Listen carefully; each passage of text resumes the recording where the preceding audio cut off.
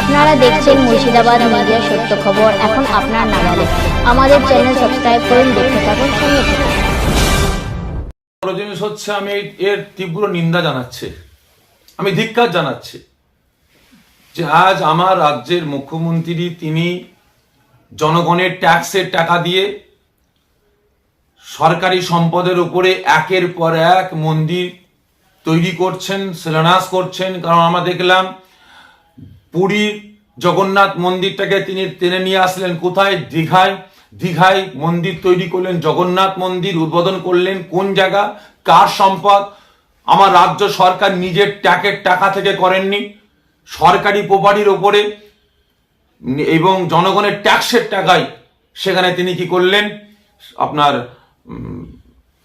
জগন্নাথ মন্দির তৈরি করলেন। তারপরে সেখান থেকে ঘোষণা দিলেন কলকাতা রাজারহাট নিউ টাউনে 15 একর জায়গার উপরে দুর্গাঙ্গন করবেন। 15 একর জায়গাটা কার?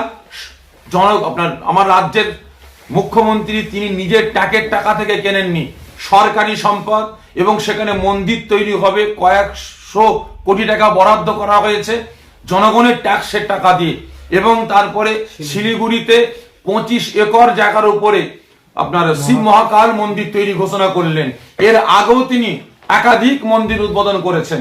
আর আজ তিনারই দলের একজন নেতা, তিনার দলের একজন কর্মী, একজন মুসলমান ভাই হুমায়ুন কবির ভাই, তিনি উদ্যোগ নিয়েছেন। 1 বছর আগে ঘোষণা দিয়েছেন তিনি যে কি, আমি হুমায়ুন কবির মুর্শিদাবাদে বাবরি মসজিদ তৈরি করব। তখন তো তিনাকে বহিষ্কার করা হলো না। তিনি যখন ইলেকশনের সময় ঘোষণা করলেন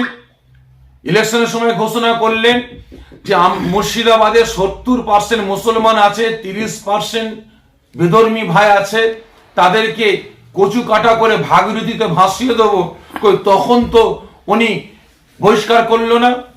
আর আজ যখন হুমায়ুন কবির ভাই তিনি উদ্যোগ নিয়েছেন একজন বিধায়ক হিসাবে, মুসলমানদের ভোট নিয়ে, মুসলিম সমাজের পাওয়ার ক্ষমতা নিয়ে, তিনি যখন ঘোষণা করলেন বাবরি মসজিদ তৈরি করব, তখন তিনাকে বহিষ্কার করা হলো, তিনাকে দল থেকে বাদ দেওয়া হলো।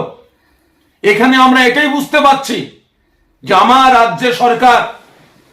রাজ্য সরকার তিনার ডাইনে বামে সামনে পিছনে যত মন্ত্রী পুষে রেখেছেন, ফিরাদ হাকিম থেকে নিয়ে আপনার সিদ্দিকুল্লাহ চৌধুরী থেকে নিয়ে শওকাত মোল্লা থেকে নিয়ে এই হুমায়ুন কবির থেকে নিয়ে যত আমলা আছে, যত নেতা মন্ত্রী আছে, যত এমপি এমএলএ আছে মুসলমান, ইনাদেরকে শুধু ভোট ব্যাংকের জন্য, নিজের গদি বাঁচাবার স্বার্থে, নিজের অস্তিত্ব রক্ষার স্বার্থে এই মুসলমান নেতা মন্ত্রীদের ব্যবহার করা হচ্ছে।